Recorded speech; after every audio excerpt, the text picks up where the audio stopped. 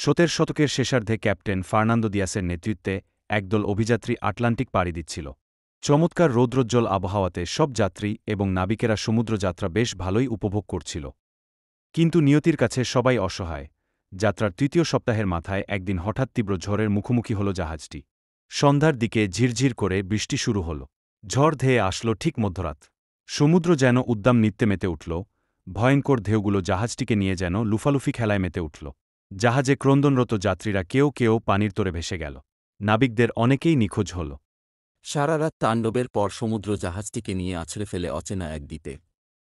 জাহাজটিতে টিকে থাকা অবশিষ্ট ৫ জন ক্ষতবিক্ষত অবস্থায় কোনোমতে উঠে দ্বীপটিকে পরিদর্শনের জন্য বের হয়। তাদের আশা ছিল হয়তো খাবার পানি এবং ফলমূল পাবে, যেটি দিয়ে তারা ক্ষুধা নিবারণ করবে, কিন্তু রুক্ষ দ্বীপটিতে কয়েকটি আগ্নেয়গিরি ছাড়া কিছু দেখতে পেল না তারা। হতাশ হয়ে যখন দলটি আবার জাহাজে ফিরে আসছিল, তখনই একজন দূরে একটি গুহার সন্ধান পান।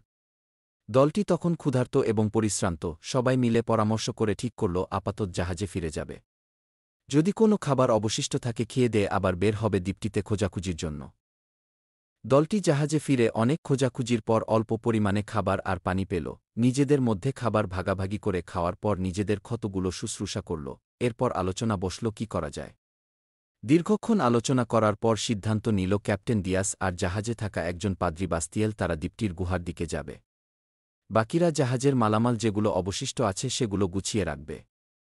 রুক্ষ দ্বীপের অপর প্রান্তে থাকা গুহায় যখন দুজন প্রবেশ করল, তখন দিনের আলো প্রায় নিঃশেষ হয়ে আসছে। ক্যাপ্টেন সাথে করে হেরিকেন নিয়ে এসেছিল, সেগুলো জ্বালিয়ে গুহাতে প্রবেশ করল।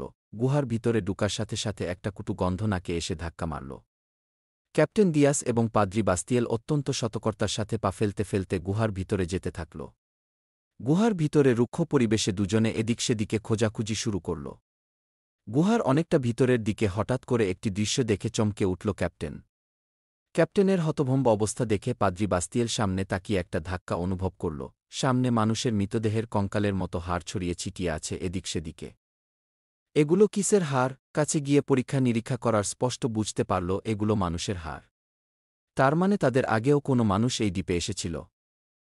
গুহা থেকে চিন্তিত মুখে ক্যাপ্টেন ও পাদ্রী জাহাজের দিকে ফিরে আসল। দুজনে মুখে কোনো কথা না বললেও দুজনের চিন্তা যে একই রকম সেটি তাদের মুখ দেখে বলে দেওয়া যায়। জাহাজে ফিরে কোনো রকমে শোয়ার জায়গা বের করে শুয়ে পড়ল তারা। বাকিরা ইতিমধ্যে অনেকেই ঘুমিয়ে গেছে। ক্যাপ্টেন ও বেশিক্ষণ চোখ মেলে রাখতে পারল না। ঘুম আসছিল না শুধু পাদ্রী বাস্তিয়েলের। নানান রকম চিন্তা মাথায় ঘুরতে থাকল। তাদের আগেও কি কেউ এসেছিল এই দ্বীপে? কেনই বা এসেছিল? কিভাবেই আসল? এরকম হাজার চিন্তা মাথায় ঘুরতে থাকল।